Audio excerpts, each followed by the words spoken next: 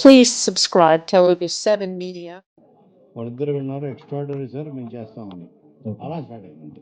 సతీష్ గారు, మీరు స్క్రిప్ట్తో వెళ్ళారు. స్క్రిప్ట్లో మార్పులు చేర్పులు సజెషన్స్ ఏమైనా కోనా గారు చెప్పారా? ఆయన ఎంతవరకు ఇన్వాల్వ్ అయ్యారు స్క్రిప్ట్లో? సార్ నేను వెళ్ళినప్పుడే బౌండ్ స్క్రిప్ట్తో వెళ్ళాను, కానీ నాకు కొన్ని చిన్న డౌట్లు ఉన్న దగ్గర ఖచ్చితంగా ఆయన గైడెన్స్ ఉంది సార్. ఓకే, టీజర్ చూసినప్పుడు ఓకే, బట్ అదే మొన్న గ్లిమ్స్ చూసినప్పుడు ఓకే, బట్ టీజర్ చూసినప్పుడు కోనా గారి స్టైల్ యాడ్ అయింది అనిపించింది. అవును, ఆ ఫన్ అంతా కోన సార్ లాగే నేను అంటే ఆయన ఇన్స్పిరేషన్. చాలా బాగా కామెడీ రాస్తానని నేను నమ్ముతున్నాను. ఆయన కూడా అందుకే కనెక్ట్ అయ్యాడు స్టోరీ చెప్పినప్పుడు అని బిలీవ్ చేస్తాను సార్ నేను. Okay Yes, sir. Roshan sir, ఇప్పుడు మీరు ఈ సినిమాతో పాటు ఎన్ని సినిమాలు చేస్తున్నారు? ఈ సినిమాకి ప్రమోషన్ కానీ లేకపోతే ఈ సినిమాకి జనాల్లో తీసుకెళ్ళడానికి ఎంత టైం కేటాయిస్తున్నారు? కోన గారికి డేట్స్ ఇస్తున్నారా లేదా మీరు? లేదు సార్, పూర్తిగా ప్రమోషన్స్కి కేటాయిస్తున్నాను సార్. బట్ ఏదైతే ఆ చిన్న చిన్న వర్క్స్ ఏవైతే ఉన్నాయో సడన్గా ప్లేస్మెంట్స్ రివర్స్ అవ్వడం వల్ల జస్ట్ మిస్ అవ్వడం జరుగుతుంది అంతే. ఇప్పుడే స్టేజ్ మీద మాట్లాడారు, ఆల్రెడీ షూటింగ్ నుంచి వచ్చాడు, హరిబరిగా ఉన్నాడని చెప్పేసి. అవునండి, షూటింగ్ నుండి అయితే వచ్చాను. ఓకే, శ్రీదేవి గారు మీ పరిస్థితి ఏంటండి? ఫుల్గా కేటాయిస్తున్నారా? ఫుల్ ఫ్లెడ్జ్డ్గా ఇక్కడండి బ్యాండ్ మేడం. బ్యాండ్ బెల్లం. Okay, all the best. కోనగారు ఇక్కడ కోనగారు. హాయ్ అండి. యాక్చువల్లీ మీరు ఇందాక వాళ్ళు పర్ఫామ్ చేసిన సాంగ్ రిలీజ్ చేశారు. అవును, యాక్చువల్లీ సోషల్ మీడియాలో అంటే మీరు ఇందాక అన్నారు లేత ప్రేమ కదా, టీనేజ్ లవ్ స్టోరీ. అవును. సో ఇలాంటి లవ్ స్టోరీలో అలాంటి మాస్ నెంబర్ అవసరమా అనే కొన్ని కామెంట్లు కూడా వస్తున్నాయి ఓకే. సోషల్ మీడియాలో. సో దాని మీద ఏం చెప్తారు? అంటే ఇది కమర్షియాలిటీ కోసం యాడ్ చేసిన సాంగ్ అని కాదే, మీకు చూస్తే సినిమా చూస్తే అదవుతుంది ఫ్లోలో. ఈ సినిమా బ్యాక్ డ్రాపే ఒక folk songs back drop. Yadagiri అనే క్యారెక్టరు అందరూ చదువుతోనే పైకి రాలేరు, టాలెంట్ ఉన్నా కూడా పైకి రావచ్చు. చదువు రాని వాళ్ళందరూ పనికి రాని వాళ్ళ కింద కాదు లెక్క. నేను టాలెంట్తో నేను ప్రూవ్ చేసుకుంటా అని ఒక ఛాలెంజ్ తీసుకుని ఫోక్ సాంగ్ బ్యాక్ డ్రాప్లో తన ఫ్రెండ్స్ తోటి ఒక బ్యాండ్ పెట్టి pure folk songs back drop సినిమాకి. చాలా ఉంటాయి ఇందులో ఫోక్ సాంగ్స్, మీరు సినిమా చూస్తే అర్థమవుతుంది. దాంట్లో వాళ్ళ కాంపిటీషన్ కోసం ఒక వీడియో తయారు చేయాలి. దట్స్ ద ఫినాలే లాగా ఒక ఆడియో కంపెనీ. సో దానికోసం వాళ్ళు తయారు చేసుకున్న సాంగ్ ఇది. సో సోషల్ మీడియాలో కామెంట్ చేసిన వాళ్ళందరూ కన్విన్స్ అవుతారంటారు సినిమా చూసి? 100% ఫ్లోలో మీకు ఎగ్జాక్ట్గా ఇట్ అనిపిస్తుంది, ప్లీజ్ అవుతుంది, ప్లీజ్ యాస్టీస్గా కన్విన్సింగ్ ఉంటుంది. ఆల్ ది బెస్ట్ అండి. Thank you. సతీష్ గారు, ఈ కథని కోన గారికి తీసుకెళ్ళక ముందు ఇంకెవరికన్నా చెప్పడం జరిగిందా? యాక్చువల్గా నన్ను కోన గారి దగ్గరికి తీసుకెళ్లారు బెక్కం వేణుగోపాల్ గారు, అంతే అండి. ఆయన తర్వాత డైరెక్ట్ ఈయన దగ్గరికి పంపించేశారు, అయిపోయింది. ఆయన కథ వినంగానే చెప్పిన ఫస్ట్ వర్డ్ ఏంటండి? ఈ సినిమా చేస్తున్నానని చెప్పాడు. All the very best. And Roshan, hi Roshan, చాలా ఇంట్రెస్టింగ్గా ఉంది. అంటే నువ్వు ఎలా చూస్ చేసుకుంటావు కథలు అన్నది నీ ప్రతి సినిమాలో నువ్వు చూపిస్తున్నావు ఆడియన్స్కి, నేను ఎంత బిలీవ్ చేస్తాను అని చెప్పి. అంటే వాళ్ళ లవ్కి నువ్వు తగ్గట్టే నీ ఎఫర్ట్స్ చూపిస్తున్నావు. అయితే ఇందులో ఇన్స్ట్రుమెంట్ ప్లే చేస్తూ ఉన్నావు కదా, సో కొత్తగా నేర్చుకున్నవి ఏమైనా ఉన్నాయంటే ఇన్స్ట్రుమెంట్స్ నేర్చుకున్నాం అంటూ అంతగా ఏం లేదు. బట్ నాకు డ్రమ్స్ ప్లే చేయడం వచ్చు, పియానో మటుకు 2-3 సాంగ్స్ అంతే. సో అది నాకు చాలా ఈజీ అయింది ఇక్కడ. All the very best. Thank you. Kona garu sir, ఇందాక చాలామంది డైరెక్టర్స్ వచ్చారు కదా, అవును, డైరెక్టర్స్ అవును. మాట్లాడుతుంటే మీకు ఎలా అనిపించిందో తెలియదు, కానీ వాళ్ళు మీ సినిమాల గురించి మాట్లాడుతుంటే అన్నీ మైండ్లో తిరుగుతున్నాయి. అండ్ తర్వాత మీరు ఇప్పుడు మాట అన్నారు, సినిమా స్పాన్ తగ్గిపోయింది, 3 రోజులు వారం రోజులు వచ్చేసిందంటే ఆ మాట చాలా గట్టిగా తగిలింది నాకు. ఎందుకంటే మీరు రాసిన సినిమాలు కొన్ని అసలు ఇప్పుడు కూడా ఒక సీన్ గుర్తు తెచ్చుకుంటే నవ్వు వస్తుంది. అంతమంది పీపుల్ లైఫ్లో ఒక పార్ట్ అయిపోయినాయి మీ సినిమాలు. బట్ మీరు ఒక మాట అడుగుతాను నేను, మీరు బాధపడినా పర్లేదు, కానీ ఏమైపోయారు సార్ అదంతా? ఎప్పుడు సార్ మళ్ళీ కంబ్యాక్? ప్రతి సినిమా మనకి కంబ్యాక్ అనుకుంటాం. సో కాబట్టి అంటే కంబ్యాక్ అంటే మరి మీ పాయింట్ ఆఫ్ వ్యూ అంటే తెలియదు, కానీ అలాంటి ఒక సినిమా అంతే, ఇంకా వేరే ఏం లేదు. ఏంటంటే ఇప్పుడు మీకు నేను డీ తర్వాత రెడీ చేసినప్పుడు కానీ, రెడీ తర్వాత కింగ్ కానీ, తర్వాత లైన్గా ఆల్ దోస్ ఫిలిమ్స్, అప్పుడు మన జర్నలిస్ట్ ఫ్రెండ్స్ కంటిన్యూస్గా ఏం రాశారంటే, నాకు బాగా గుర్తు, పండగ చేసుకొని ఒక సినిమా, ఇంకా ఎంతకాలం ఈ బకరా కామెడీలు బ్రహ్మానందాన్ని పెట్టి ఒక దాంట్లో మ్యాక్డోల్ మూర్తి, ఒక దాంట్లో చారి, ఒక దాంట్లో ఇది. సో ఇది తప్ప నువ్వు అందులో నుంచి మళ్ళీ నువ్వు బయటికి రా తప్పించి నీకేం రాదా, రాయలేవా. Pandaga Chesuko was a big hit commercially. Okay, but అప్పటికే ఒక రొటీన్లోకి, ఒక టెంప్లెట్లోకి నేను సినిమా తీసుకెళ్ళిపోతున్నాను, నేను సినిమాకి ద్రోహం చేస్తాను ఆ టైంలో రాశారు. సో అప్పుడు నేను చెప్పాను వాళ్ళందరికీ, చూడండి కరెక్టే, రొటీనే, నవ్వడం కూడా రొటీన్గా నవ్వేశారు, రొటీన్గా వచ్చే కలెక్షన్లు, రొటీన్గానే మళ్ళీ అయిపోయింది సక్సెస్. కాబట్టి రొటీన్ అన్నది మన లైఫ్లో పొద్దునే నిద్ర లేచిన తర్వాత బ్రష్ చేసుకుంటాం, రొటీనేగా అది కూడా. అమ్మ కనబడితే, బెస్ట్ ఫ్రెండ్ కనబడితే హగ్ చేసుకుంటాం, రొటీన్గా. సో సర్టన్ థింగ్స్ ఏది పాజిటివ్ చూడాలో అది నెగిటివ్గా చూడడం అది స్టార్ట్ చేస్తే నేను అప్పుడు దట్ ఈస్ వన్ ఓకే, సరే మనం కూడా వేరే కూడా చేయగలము, వేరే ఎమోషన్స్ డెప్త్ ఉన్న ఫిల్మ్స్ అని నిన్ను కోరి చూస్ చేయడం జరిగింది.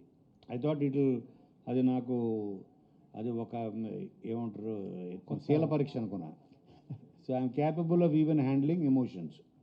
మళ్ళీ కంబ్యాక్ అంటే ఇప్పుడు ఉద్దేశం మళ్ళీ రెడీ, కింగ్, దూకుడు, అదుర్సు ఆ టైప్ అనా మీ ఉద్దేశం? ఏమో సార్, మీరు రొటీన్ అయిపోయినా పర్వాలేదు, మళ్ళా ఆ కామెడీ ఇప్పుడు ఇందులో మీరు చూశారు, ఇందులో కామెడీ బాగానే ఉంది కదా. ఇప్పుడు అరే ఈ ప్రకృతి ఎట్లా సిగ్నల్ ఇస్తుందా అంటే ఇక్కడ ఫోన్ సిగ్నల్ చక్కగా రావట్లేదు, అది నేను ఆన్ ద స్పాట్ నాకు అరవై సతీష్ ఇది పెడదాం, ఓకే సార్ అండి. అలాంటి ఎన్నో పంచెస్ ఉంటాయి, బట్ కథతో పాటు కామెడీ ఉండాలి అని ప్రజెంట్ జనరేషన్కి we can't separate comedy and story చేసి చూడలేము. ఆ పాయింట్ ఆఫ్ వ్యూలో this is definitely a comeback film mark with Satish hand అని ఫీల్. సార్ మీరు ఈ పోస్టర్స్లో వేయలేదు కానీ టీజర్లో కనిపించింది క్రియేషన్ అండ్ ప్రొడక్షన్ అని చెప్పి. అవును, అంటే ఏంటి ఖచ్చితంగా మీ రోల్ ఏంటో డిఫైన్ చేసి చెప్పండి. అంటే క్రియేషన్ అంటే ఇప్పుడు నేను దాని ఏమంటారు, ఇప్పుడు స్క్రీన్ ప్లే సైడ్ చాలా సీన్స్లో కొన్ని డైలాగ్ టచెస్, అలాగే everything right from the costume దగ్గర నుంచి, లొకేషన్ దగ్గర నుంచి, it's a kind of show runner అనుకోండి, ఓటీటీలో షో రన్నర్ లాగా ప్రతిదీ I took some decisions because వీళ్ళకి ఫస్ట్ టైం, అందుకని ఎక్స్పీరియన్స్ అటు screenplay side, direction side, I'm sorry writing side, dialogue side అన్నిట్లో I have my role in it prominently. అందుకని I said okay creation. So this whole product day 1 నుంచి నేను లేకుండా వాళ్ళకి guidance ఉండాలి start to end అని. I was there till the last frame. All the best sir, looking forward. Sir Kona garu, Nani గారి birthday సందర్భంగానే ఈ టీజర్ రిలీజ్ చేయాలని ముందే ప్లాన్ చేసుకుని ఇది చేశారా? కాదు యాక్చువల్గా తమన్ డేట్ దొరికింది కాబట్టి చేసాం నెంబర్ 1. అదొకటి. తర్వాత ఏంటంటే ఈ మంత్ సడన్గా 28 days అయిపోయింది. సో ఇంకా 6 songs ఉన్నాయి మాకు, ఒక సాంగే వదిలేము ఇప్పటికి రిలీజ్ చేయాల్సినవి. ఇంకా దీని తర్వాత 6 ఉన్నాయి ఇంకా, ప్లస్ టీజర్ కూడా వదలాలి, తర్వాత ట్రైలర్ ఉంది. ఇప్పుడు ఒక సాంగ్కి ఇంకో సాంగ్ మధ్యలో గ్యాప్ కావాలి. ఇవన్నీ చూసుకుంటే so we have no time. First అసలు కంటెంట్ బయటికి వెళ్ళాలి, అందుకని ఫస్ట్ 14th నాడు వ్యాలంటైన్స్ డే గ్లిమ్స్ వదిలేము. ఒక emotion drama soul of the film వెళ్ళింది బయటికి. ఓహో ఇది చాలా సీరియస్ సినిమా అనుకుంటారేమో, అర్జెంట్ టీజర్ వదిలి ఫన్ ఉందిరా బాబు ఇందులో చాలా 80%, 20% ఎమోషన్ ఉంటుంది అని. ఎన్నో అద్భుతమైన సినిమాలు, బ్లాక్ బస్టర్ సినిమాలు మీరు రచయితగా చేశారు, ఒక సినిమా చేసేటట్టున్న డైరెక్షన్, ఎందుకు ఆ శాఖ వైపు పూర్తిగా వెళ్ళలేదు అంటే నేను చెప్పే ఇందాక నన్ను దీనికోసం ఎంచుకున్నాడు దేవుడు అని. సో అలా నేను అటే ఉండిపోతే ఎంతోమంది, ఇప్పుడు నేను యాజ్ ఏ మేకర్గా, రైటర్గా నేను 10 ప్రాజెక్టులు క్రియేట్ చేయగలను. డైరెక్టర్ అయితే ఒక సంవత్సరానికి 2 yearsకి ఒక్క సినిమా చేయగలను. అందుకని ఇలా ఉండిపోయా. భవిష్యత్తులో ఎక్స్పెక్ట్ చేయలేమా? ఐ డోంట్ నో, సంథింగ్ ఏదో మరి నన్ను ఏదైనా ఇన్స్పైర్ చేస్తే రావచ్చు. కేఎఫ్సి కోన ఫిల్మ్ కార్పొరేషన్ ఇందాక శివాజీ కూడా చెప్పారు. సో దాని వెనకున్నది ఏదైనా ఉందా స్టోరీ? ఏం లేదు, అది నాకు అనుకోకుండా మ్యాచ్ అయింది. ఇప్పుడు నేను ఫస్ట్ స్టార్ట్ చేసినప్పుడు వర్మ ఫిల్మ్ కార్పొరేషన్ ఉండేది. అవును, రాంగోపాల్ వర్మది వర్మ ఫిల్మ్ కార్పొరేషన్. అప్పుడే నేను ఫస్ట్ ఎంటర్ అయ్యా రామ్ గోపాల్ వర్మ దగ్గర. అందుకని అదే నా ఇన్స్పిరేషన్. సరే వర్మ ఫిల్మ్ కార్పొరేషన్ లాగా కోనా ఫిల్మ్ కార్పొరేషన్ అని పెట్టి అది కేఎఫ్సీ అయింది అంతే.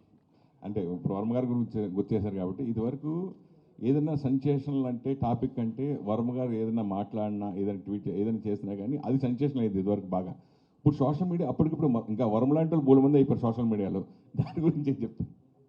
దాని గురించి నేనేం చెప్పాలను, మీరేం చెప్పంటే అది చెప్తా. సార్ ఇప్పుడు ప్రొడ్యూసర్ అనేది చాలా టఫ్ నిర్మాతగా. ఇప్పుడు సినిమా చేయడం అమ్మో అనేవాళ్ళు సీనియర్ చాలామంది ఇండస్ట్రీలో ఉన్న వాళ్ళు అందరూ ఇదవుతారు.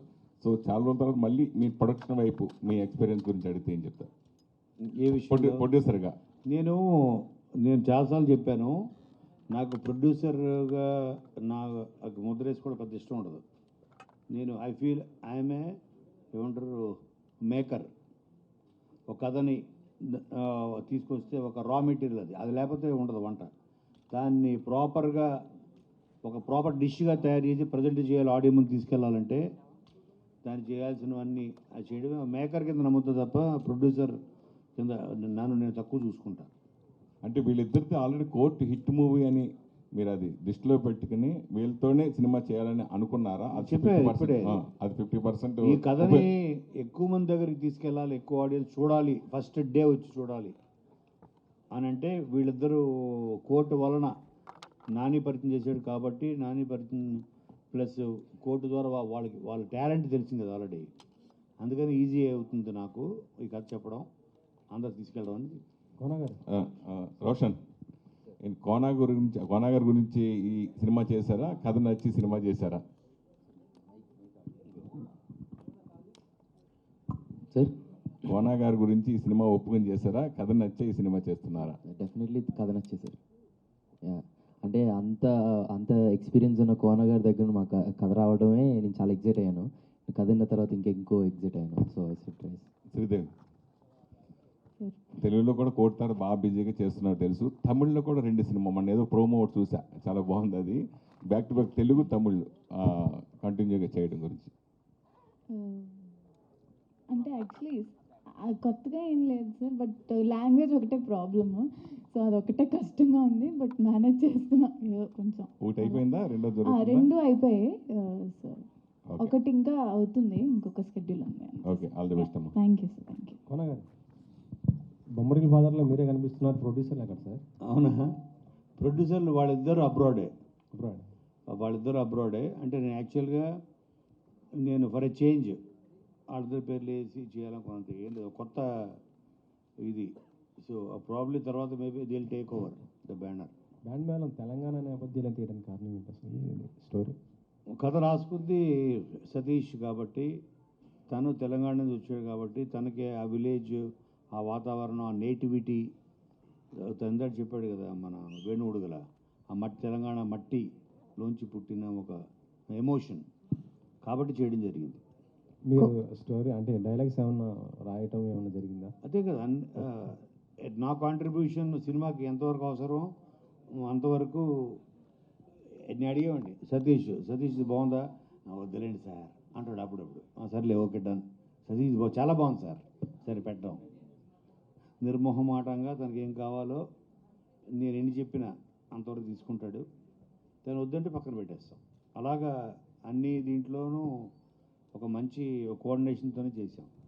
మార్చి 13th రిలీజ్. యాక్చువల్గా చెప్పాలంటే ఇప్పుడు ఎగ్జామ్స్ టైం కదా, మరి ఇది మొత్తం కూడా యూత్ టార్గెట్ పెట్టుకుని తీసిన సినిమా, మీకేమైనా ఇబ్బంది కాదా? అంటే మరి మన ముందు కోర్టు ఉంది కదా, కోర్టు కూడా సేమ్ డేట్. సో అందుకే మరి అది ఆడిందిగా.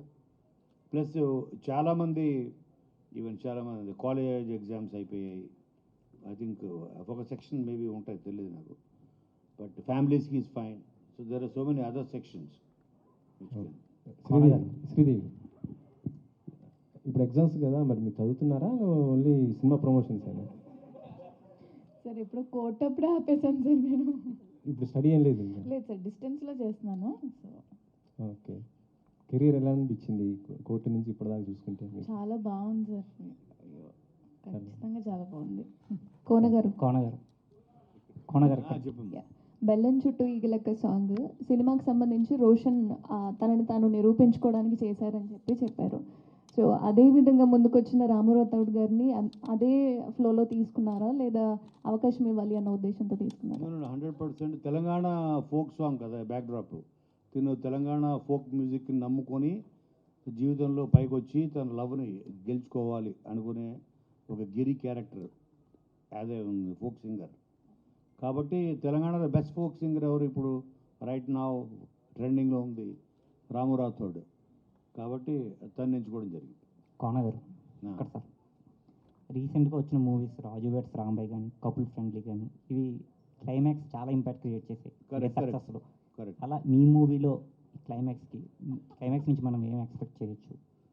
క్లైమాక్స్ నుంచి ఈ క్లైమాక్స్ నేను నిన్ను కోరి మీకు గుర్తుంటే నిన్ను కోరి క్లైమాక్స్ ఇప్పుడు రీసెంట్ వచ్చిన 10 years 25 yearsలో మీకు మనకి ఇప్పటికీ గుర్తుండిపోతుంది. ఆ సింగిల్ షాట్ అది ఇంట్లో నుంచి ఏడ్చుకుంటున్నాని వెళ్ళిపోతూ అక్కడి నుంచి థియేటర్ మొత్తం అంతా ఒక హెవీగా తయారవుతుంది.